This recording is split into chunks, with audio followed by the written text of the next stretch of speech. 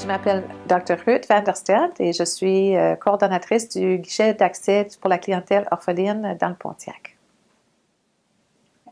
Donc, dans le cadre de notre guichet d'accès, nous avons remarqué que certains patients ne pouvaient pas accéder à un médecin de famille rapidement. Alors, nous avons vu le besoin d'établir une clinique de transition justement pour prendre les patients à partir du guichet et les accompagner jusqu'à temps qu'ils puissent avoir une prise en charge complète avec un médecin de famille. Alors, c'est ça qu'on fait depuis plusieurs années déjà.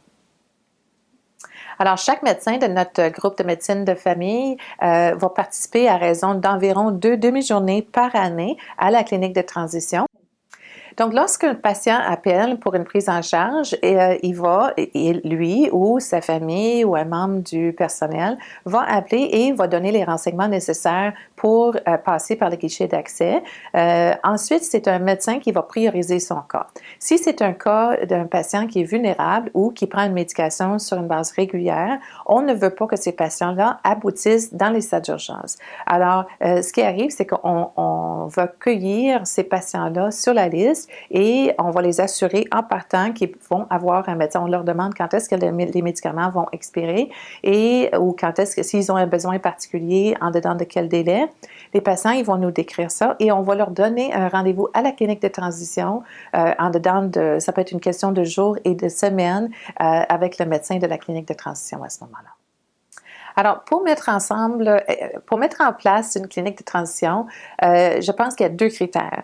Il y a le critère de volonté, il faut vouloir le faire, et le deuxième critère, c'est vraiment la flexibilité. Alors, il faut vouloir, il faut être flexible.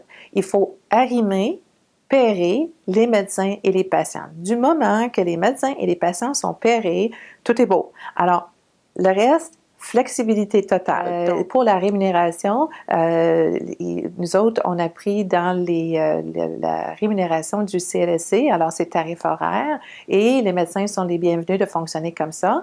Et la collaboration est absolument essentielle et primordiale. Et la collaboration, c'est pas juste que les médecins arrivent à la clinique, faire leur clinique, mais c'est au niveau de l'organisation de la clinique. Il faut collaborer avec les gens, il faut aller vers eux, il faut demander s'ils sont satisfaits, qu'est-ce qu'on aurait pu faire mieux.